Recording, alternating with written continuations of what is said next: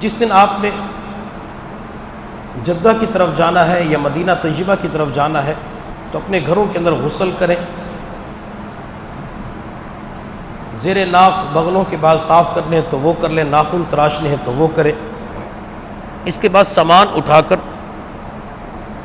اگر ملتان ایئرپورٹ سے آپ کی فلائٹ ہے تو ملتان ایئرپورٹ کے اوپر جب پہنچ جائیں،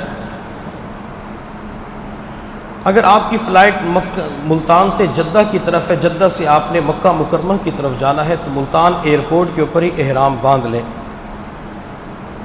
بعض دفعہ ساتھیوں کے ذہن کے اندر یہ ہوتی ہے کہ میں جہاز کے اندر جا کے احرام باندھ لوں گا، اگرچہ جگہ ہوتی لیکن تنگی بہت زیادہ ہوتی ہے، بندے کو مشکلات کا سامنا کرنا پڑتا ہے، اس لیے ایئرپورٹ کے اوپر احرام کا اہتمام کر لیا جائے۔ احرام کی دو چادریں ہوتی ہیں، ایک چادر کو تہبند کے طور پہ باندھنا ہے اور دوسری چادر کو اوپر لینا ہے، یہ بندے کا احرام ہوتا ہے۔ اس کے بعد بندے نے 2 نفل پڑھنے ہوتے ہیں۔ اب احرام کے متعلق جن حضرات نے عمرہ یا حج کیا ہے تو وہ حضرات جانتے ہیں کہ احرام کی حالت میں اپنے سر کو ڈھانپ نہیں سکتے، لیکن چونکہ ہم نے ابھی تک عمرے کی نیت نہیں کی ہے، ابھی تک احرام کی نیت نہیں کی ہے، تو لہٰذا ایئرپورٹ کے اوپر احرام باندھنے کے بعد جو نفل پڑھیں گے وہ اپنے سروں کو ڈھانپ کر پڑھیں گے، یا تو سر کے اوپر ٹوپی رکھ لیں، رومال رکھ لیں، یا آپ کے کندھے کے اوپر جو احرام کی چادر ہے اسی چادر کے ساتھ اپنے سر کو ڈھانپ سکتے ہیں۔ سر کو ڈھانپ کے 2 نفل احرام کی نیت سے ادا کریں، پھر اس کے بعد دعا کریں جتنی آپ دعا مانگ سکتی ہیں، لیکن ابھی ملتان ایئرپورٹ کے اوپر عمرے کی نیت نہ کریں۔ وجہ کیا ہے؟ وجہ یہ کہ بعض مرتبہ فلائٹ کے اندر کچھ تاخیر ہو جاتی ہے، 5 گھنٹے کی تاخیر ہو گئی، 10 گھنٹے کی تاخیر ہو گئی۔ جب بندہ عمرے کی نیت کر لیتا ہے تو احرام کی پابندیاں شروع ہو جاتی ہیں اور بندے کے لیے پھر احرام کو سنبھالنا مشکل ہو جاتا ہے، اس لیے ابھی عمرے کی نیت نہ کریں۔ جب آپ جہاز کے اندر بیٹھ جائیں، جہاز رن وے سے اڑان لے اور فضا کے اندر بلند ہو جائے، ایک طریقہ تو یہ کہ بندہ اس وقت نیت کرے، اگر اب بھی نیت نہیں کرتا تو آگے جا کے نیت کر لے۔ 4.5 پونے 5 گھنٹے کی آپ کی فلائٹ ہوگی یا 4 گھنٹے کی فلائٹ ہوگی تو میقات پر پہنچنے سے آدھا گھنٹہ پہلے جہاز کے اندر اعلان ہوتا ہے کہ ہم 15 منٹ کے بعد یا آدھے گھنٹے کے بعد فلاں میقات پر پہنچنے والے ہیں، لہٰذا جنہوں نے احرام نہیں باندھا وہ احرام باندھ لیں، جنہوں نے نیت نہیں کی تو وہ نیت کر لیں۔ تو ایک طریقہ یہ کہ بندہ یہیں پہ نیت کر لے جہاز کے اندر بیٹھ کر، اور دوسرا یہ کہ میقات کے اوپر پہنچنے سے پہلے جب اعلان ہوتا ہے تو اس وقت بندہ نیت کر لے۔ نیت کیا کرنی ہوتی ہے؟ اے اللہ میں عمرے کی نیت کرتا ہوں، اس کو میرے لیے آسان فرما اور قبول فرما۔ یہ بالکل آسان تعریف ہے، آسان نیت ہے۔ اگر خواتین ساتھ ہے تو خواتین نیت یوں کریں گی، اے اللہ میں عمرے کی نیت کرتی ہوں، اس کو میرے لیے آسان فرما اور قبول فرما۔ نیت کرنے کے بعد ایک مرتبہ مردوں کے لیے اونچی آواز سے تلبیہ کا پڑھنا واجب ہے، لبیک اللہم لبیک لبیک لا شریک لک لبیک ان الحمد والنعمت لک والملک لا شریک لک۔ ایک مرتبہ مردوں کے لیے اونچی آواز سے پڑھنا واجب ہے اور خواتین کے لیے آہستہ آواز سے پڑھنا واجب ہے۔ 3 دفعہ پڑھ سکتے ہیں، 5 دفعہ بھی پڑھ سکتے ہیں۔ اب عمرہ کرنے والوں کا، احرام باندھنے والوں کا جو سب سے بڑا وظیفہ ہے وہ لبیک اللہم لبیک ہے، لیکن جو ملک پاکستان کے باشی ہے عمرہ حج کرنے کے لیے جاتے ہیں، ایک مرتبہ اونچی آواز سے تلبیہ پڑھ لیتے ہیں، 2 مرتبہ 5 مرتبہ پڑھ لیتے ہیں، اس کے بعد تلبیہ پڑھنے کی توفیق نہیں ملتی۔ صحابہ کرام جب اونچی جگہ پہ چڑھتے تھے تو اس وقت بھی تلبیہ پڑھتے تھے، صحابہ کرام جو عمرہ کرنے کے لیے آئے اونچائی سے نیچے کی جانب آتے تھے اس وقت بھی تلبیہ پڑھتے تھے۔ ایک حدیث کے اندر صحابہ کرام کے متعلق لکھا ہوا ہے، صحابہ کرام اتنی کثرت کے ساتھ اونچی آواز سے تلبیہ پڑھتے تھے کہ ان کی آواز بیٹھ جایا کرتی تھی۔ ایک حدیث کے اندر آپ صلی اللہ علیہ وسلم نے ارشاد فرمایا کہ 4 بندوں کی زبان سے نکلنے والا کلمہ اللہ تعالیٰ کو اتنا پسند آتا ہے، اللہ تعالیٰ اس کلمے کی وجہ سے آنے والے عذاب کو ٹال دیتے ہیں۔ ان 4 بندوں میں سے ایک حاجی اور عمرہ کرنے والا ہے۔ یہ حاجی اور عمرہ کرنے والا احرام باندھ کے نیت کر کے جب تلبیہ پڑھتا ہے لبیک اللہم لبیک، اس حاجی کی زبان سے نکلنے والا یہ اللہ کا کلمہ اللہ کو اتنا پسند آتا ہے، اللہ اس بستی کے اوپر آنے والے عذاب اور مصیبت کو ٹال دیتے ہیں۔ اس لیے کثرت کے ساتھ اس تلبیہ کو پڑھتے رہیں۔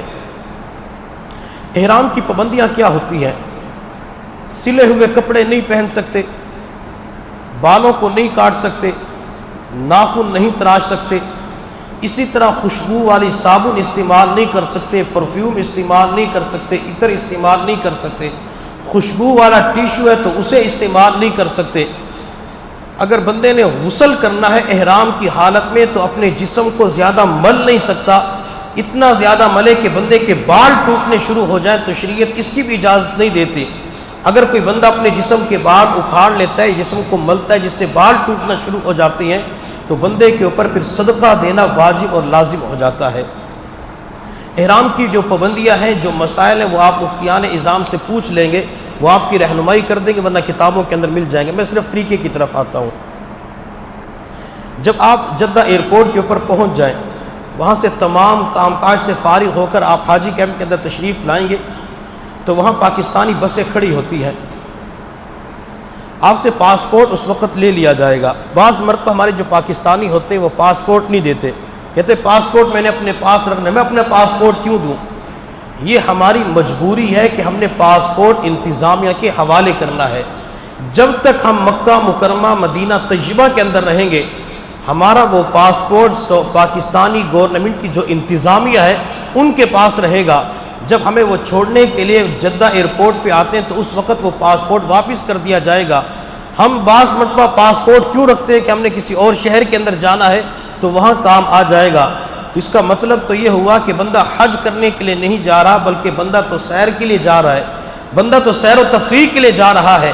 حضور صلی اللہ علیہ وسلم نے ارشاد فرمایا، میری امت کے اوپر ایک وقت ایسا آئے گا کہ میری امت کے جو امراء ہوں گے یہ سیر اور تفریح کے لیے حج کیا کریں گے۔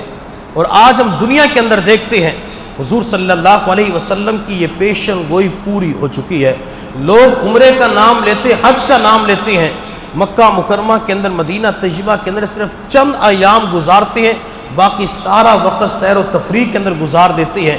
کبھی ریاض کی طرف جا رہے ہوتے ہیں، کبھی دمام کی طرف جا رہے ہوتے ہیں، عمان کی طرف جا رہے ہوتے ہیں، کبھی کسی رشتہ دار سے ملنے کے لیے جا رہی ہوتی ہیں۔ تو سیر و تفریح کے لیے یہ بندہ سفر کر رہا ہوتا ہے۔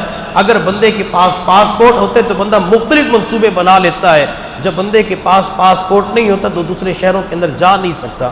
اس لیے حاجی کیمپ کے اندر جب جدہ ایئرپورٹ سے نکلیں گے، جب انتظامیہ والے آپ سے پاسپورٹ مانگے تو پاسپورٹ ان کے حوالے کر دیں، وہاں ان کے ساتھ بحث نہ کریں۔